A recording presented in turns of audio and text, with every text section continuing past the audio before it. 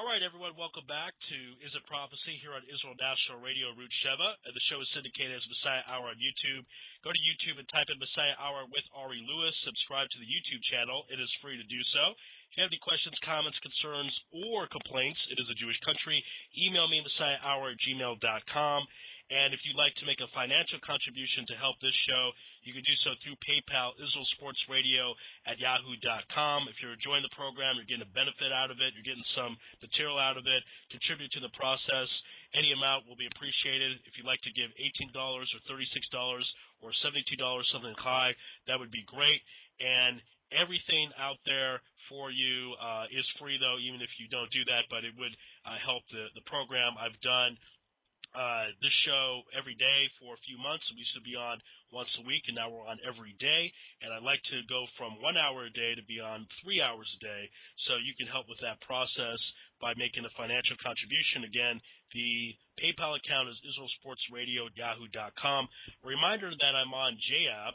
That is a Jewish application that has Shirim as well as episodes of Is It Prophecy. And you can download JApp from iTunes or Google Play stores, or from the website www.j-app.me. And right now is more my interview with Rabbi Lazer Brody, and after the interview I'll have my thoughts on the Parsha of the week. So here we go. This is It Prophecy on Israel National Radio, Root Sheva. The show is syndicated as Messiah Hour on YouTube. Some say once Mashiach comes, well, we're going to have a good life. We're going to have a good life because then Mashiach will take care of everything. He'll decide the borders. He'll decide the geopolitical situation. He'll decide everyone who's going to live where. And just so there's promises in Torah. Okay, where Jews are going to live. We don't want, there's one thing, we don't want to disenfranchise, not fly, much less a human being, not a single person in the world. Okay? Let's just live a life of Torah and Emuna. But you have to understand that Torah and Emuna is a package deal. You can't pick and select, okay, I choose the borders of Israel and I choose the birthright of Israel, but then my obligations as a Jew in Israel, no, these I don't want. Okay. And they mentioned, and this is why one of the things that I scoff at, that really laugh at, is the new political parties that come up with their solutions. They don't have any solution except the fact that they want to sit in a chair that someone else is sitting in. All right. We look at the world, and particularly our beloved country Israel, through eyes of Emuna. Then the happier we're going to be, the more successful we're going to be, the more fulfilled we're going to be, and then we're doing our mission on earth, because that is now that we're not doing what we should be doing. Okay, so that's we got to get back to our roots. Now, Rabbi Brody, you were saying earlier that the conditions are in place for the Mashiach to come. Can you tell my audience a bit about some of those conditions you're talking about? The preconditions. Okay.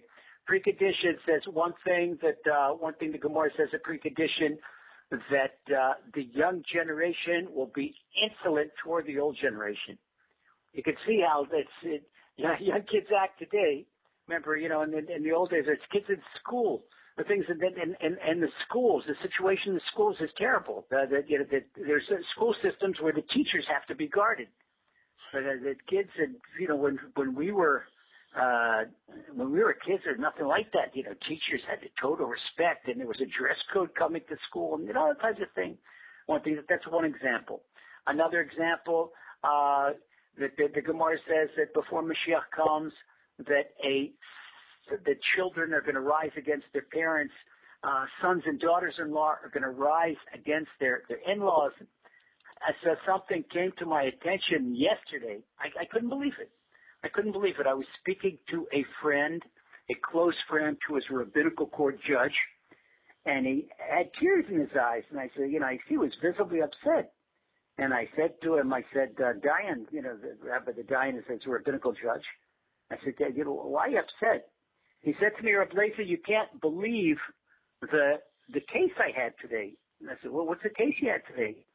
He says a son-in-law sued his father-in-law, because his father-in-law supposedly promised him an apartment in Jerusalem, and he didn't get it.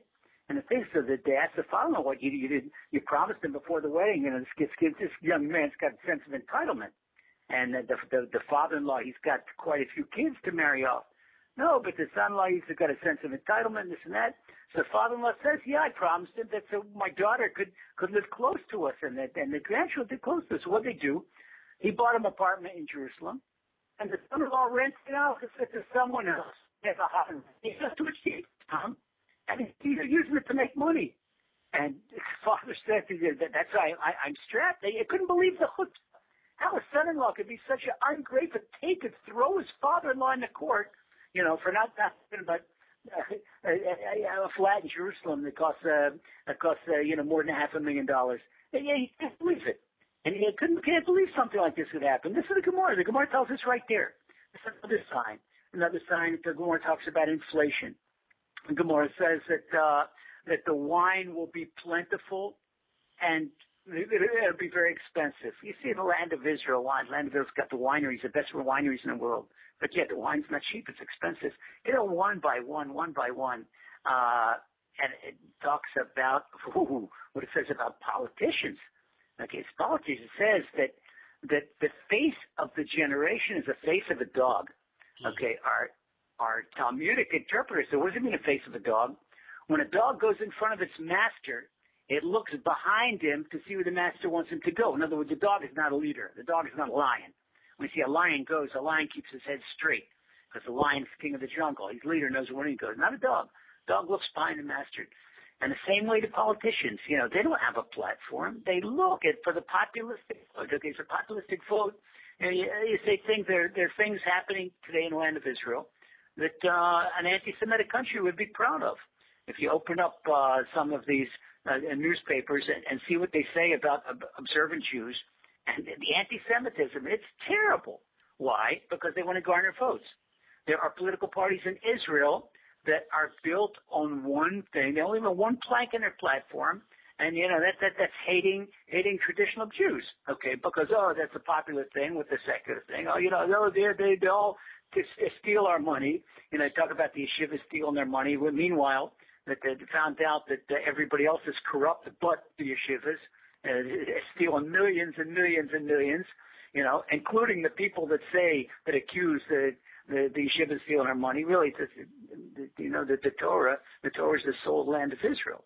Okay, as I say, the IDF is the body, the soul. The IDF can't do a thing if it doesn't have a soul. For every soldier out there, you need a guy learning Torah. Oh, but people talk about that. This right in the Gemara, one by one. Give a whole hour sure on this one little section of Gemara.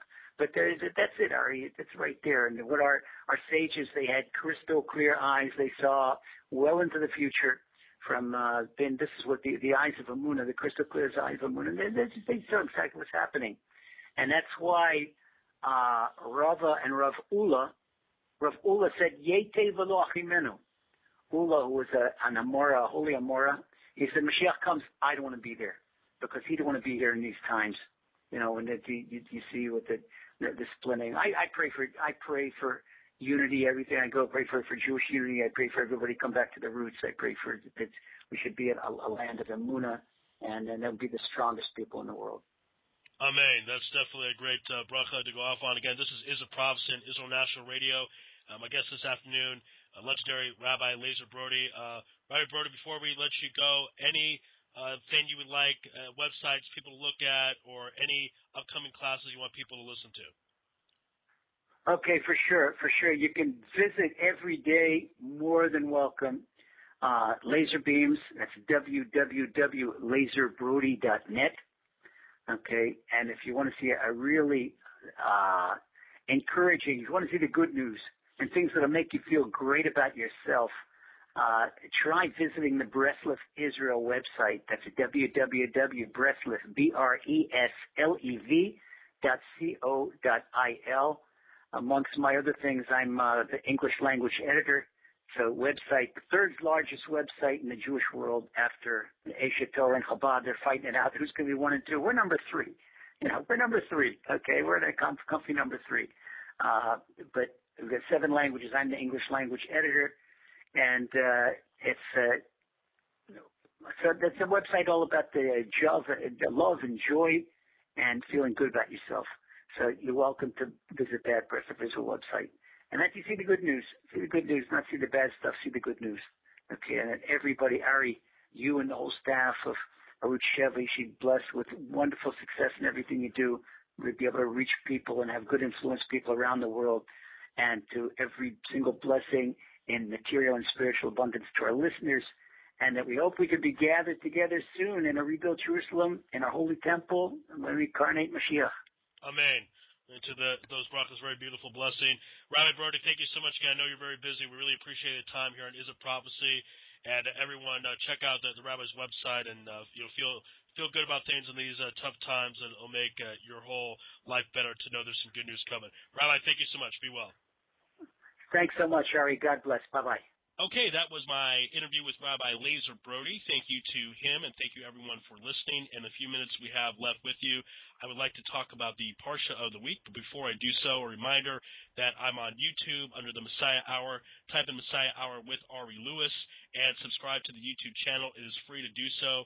Tell your friends and family to do the same thing, because the more subscribers I have, the more views I have on YouTube, the higher I will be in the YouTube search ranks and ratings, and that means more people will find out about this program. I would like people out there who are interested in this material, interested in the subject matter, to find out about it. This is the only show from a Jewish perspective, at least as far as I know, that talks about the Messiah coming. Most of the shows are from a Christian perspective. I wanted to do one from a Jewish perspective, so that's why we have this show. If you want to participate financially with a donation, you can do so through PayPal, IsraelSportsRadio@yahoo.com. And if you want to help out not financially, then subscribe to the YouTube channel. Tell other people to do so. Any questions, comments, concerns, you can email me, messiahhour@gmail.com. If there's an episode you'd like me to talk about, a subject matter you'd like me to do in the future, email me and make that suggestion, because we've done that in the past. This is a very interactive show. So if you want to be a part of it that way, you can do so, messiahhour@gmail.com. Thoughts of the week on the Parsha. This Parsha is Shmot. It is the beginning of the book of Shmot, and we have a new leader of the Jewish people in Moshe Rabbeinu. The leader for a long period of time was Yosef, and now it's Moshe Rabbeinu. And it's interesting to note that Moshe Rabbeinu, even though he used his words to lead the Jewish people, even though he used his words as the mouthpiece of God, if you will, he himself was not a great speaker. He had a speech impediment. He had stuttered, something of that effect. There are different explanations to explain why he had that, because the Torah doesn't really describe too much in detail about his speech patterns, or if he was not able to speak. Moshe himself says to Hashem, to God, don't appoint me as the leader because I can't speak so well. That's not verbatim of the verse, but that is basically what he said. And the commentators try to figure out why was it that he was not able to speak so well. And there is a midrash, which a midrash is a commentary that is not in the Torah, but it's a way to understand the Torah better. And what the midrash says is that when Moshe was a small child, little baby, Pharaoh was told that there would be a leader, a redeemer among the Jewish people that would take the Jews out of slavery, out of Egypt, and he wanted to stop that. And some people said that this little baby, pointing at Moshe, was the future leader. So what they did was they put a coal in front of him and a diamond, and they said if he touches the diamond, he's Jewish, and if he touches and he's the leader, and if he touches the coal, then he's safe. We don't have to worry about him. And as he was about to touch the diamond, an angel came and had him touch the coal. He then touched his tongue and burnt his tongue, and that's the explanation, or one of the explanations of why he had a speech impediment, couldn't speak so well. Now, that's an interesting idea, because why would it be that the leader of the Jewish people, the one who's going to speak to the Jewish people, the one who's going to speak to Pharaoh and say, let my people go, the one who's going to speak to Hashem, the one who's going to speak Hashem's words, not be such a good speaker? The idea is that the Torah is true no matter who says it, no matter how it comes out, no matter if it's a charismatic speaker. And the concern could be from generations after the Torah was given, or even generations at the time, was that the Torah, God forbid, was not true, but there was a charismatic leader who just told people in a certain way, in a certain style, and they charmed them, and they convinced them that way, that's why people follow the Torah.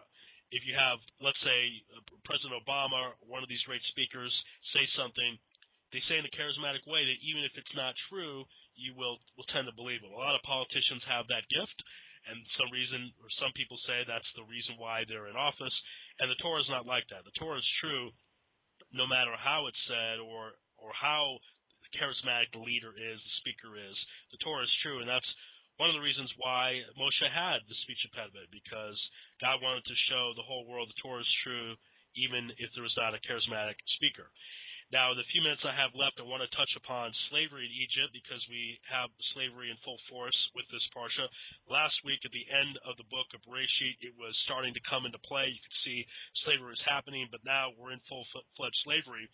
And to give you an idea, because I think there's some confusion regarding slavery in Egypt, that it was cartoonish. They make it seem like with the movies, and there was a cartoon, The Prince of Egypt, and it sounded like it wasn't so bad. And the Haggadah, when we do the Pesach Seder night, is very much for the children, so there's kind of a childish feeling, but not the case at all. The slavery in Egypt was like the Holocaust. I know that's something that's hard to say, but the Holocaust is something we have some understanding of. I mean, we'll never really have a full understanding of it, I think, until Mashiach comes. We have some idea, because it was somewhat recent in our time, is within the past 70 years. And Egypt was like the Holocaust, except instead of 6 years, it was 210. And the way that was described in Egypt, not just the physical murder, the physical torture, physical punishment, but the mental part of it, trying to break people's spirit, was similar between the Holocaust and what happened in Egypt. And here you have a situation where Moshe, he's stepping in, and he wants to help the Jewish people get out of slavery and help them and understand what's going on. And he sees an Egyptian man beating up a Jewish man. Now, I want to give you a midrash of what happened there. Midrash, again, as I said, is another way to understand what is going on. The reason why the Egyptian was beating the Jew is because they were in a fight, because that Egyptian guard, that taskmaster, raped that Jewish man's wife. And that's what they were fighting about. And it wasn't some type of bar fist fight. I mean, the Egyptian was probably on the verge of killing the Jewish man. Moshe stepped in and killed the Egyptian. Now, another point I'll bring out, just to tie in for more information, that woman became pregnant, and she gave birth to a son who was the blasphemer in the Parsha of Amor, which is in the book of Vayikra or Leviticus. So that's just a tie-in so you know where that comes from. Now, once Moshe kills the Egyptian, he's not sure if he should flee or not, but he bumps into two Jews who are fighting with each other, and he says, "Why are you fighting with each other?" And one of them says back, "Who are you? Are you going to kill me like you killed the Egyptian?" And Moshe became frightened. He said, "The matter is known." And the matter is known has a play on two ideas. And I heard this from Rav Gabriel Freeman last night at the Hineni Shir. It was great stuff. Thank you to Rabbi Gabriel Freeman, and thank you to Hineni for doing a great job. He said that the matter is known has two parts to it. One is that the matter is known that Moshe killed the Egyptian. The other part is the matter is known is why the Jews were on such a low spiritual level. It says that before the Jews were redeemed, they're on the lowest spiritual level, the 49th spiritual level. They had seeped into idolatry and to a lot of the Egyptian ways. The Jews only did the Jews did three things that were of redeeming value that caused them to be redeemed. They spoke Hebrew, they had Jewish names, and they had Jewish clothing, whatever that means. Some opinions say there were four things, but most say that there were those three that caused the Jews to be redeemed from Egypt. And outside of that, they did a lot of low spiritual things.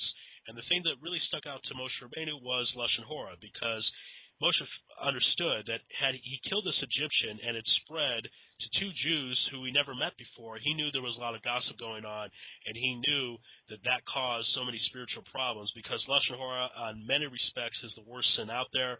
Gossip is the worst sin out there, and I know myself I have to improve on gossip and to not say it so much and to say more positive things, and most of us out there have to improve on some level, at least a little bit. So that's something that I like everyone to try to focus on, try to improve a little bit. I know it's not so simple, but speech is the most powerful thing we have. Speech is what makes us different from animals. An animal is more powerful, stronger, faster. An animal can do more things physically. But what makes a human more powerful than the animal, what makes a human control the earth and run the earth, is the fact that we can communicate through speech. We have a soul, and we can use our speech to help us elevate ourselves to spiritual heights and to go higher spiritually. So we need to be more careful with our speech. That is today's episode of Is It Prophecy here on Israel National Radio, Route Sheva. The show is syndicated as Messiah Hour on YouTube. Thanks to our guest today, Rabbi Lazer Brody, for talking about Emuna, to discuss having faith and belief in these tough times with ISIS and other terrorism that are trying to destroy Israel every day, and thank God it's a miracle we survive and we're alive, and we got to have Emuna and faith that God is running the show, and got to trust in Him and follow His ways. And if you have any questions, comments, concerns, you can email me, messiahhour@gmail.com. Thank you, everyone, for listening, and have a great day. Be well.